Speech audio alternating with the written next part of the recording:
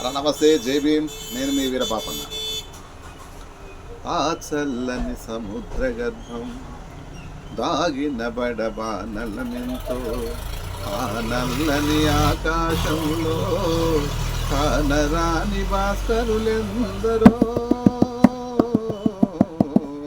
ఆ చల్లని సముద్ర గర్భం దాగిన బడబానలమెంతో,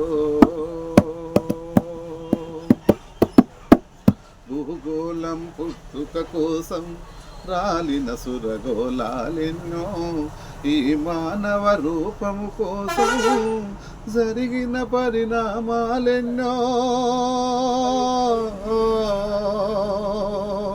భూగోళం పుట్టుక కోసం రాలిన సురగోళాలెన్నో, ఈ మానవ రూపము కోసం జరిగిన పరిణామాలెన్నో. ఒక రాజును గెలిపించుటలో ఒరిగిన నరకంటాలెన్నో, కులమతాల సుడిగుండాలకు బలి అయిన పవిత్రులెందరో. ఆ చల్లని సముద్ర గర్భం తాగిన బడబానలమెంతో, ఆ నల్లని ఆకాశంలో కానరాని భాస్కరులెందరో.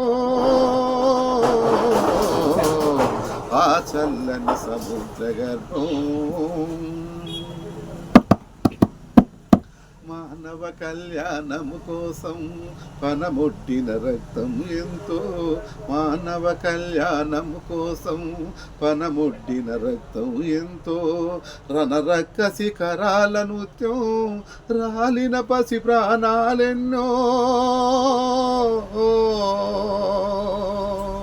మానవ కళ్యాణం కోసం పనముట్టిన రక్తం ఎంతో, రణరక్క శిఖరాల నృత్యం రాలిన పసి ప్రాణాలెన్నో.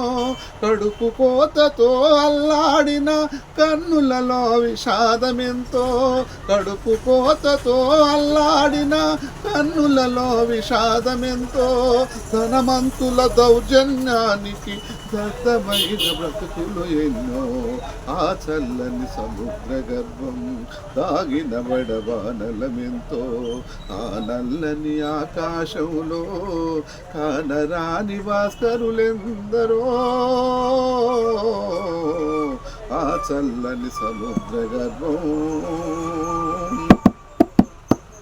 అన్నార్థులు అనాథలుండని ఆ నవయుగమదెంత దూరం, అన్నార్థులు అనాథలుండని ఆ నవయుగమదెంత దూరం. కరువంటూ కాటకమంటూ కనిపించని కాలం ఎప్పుడో.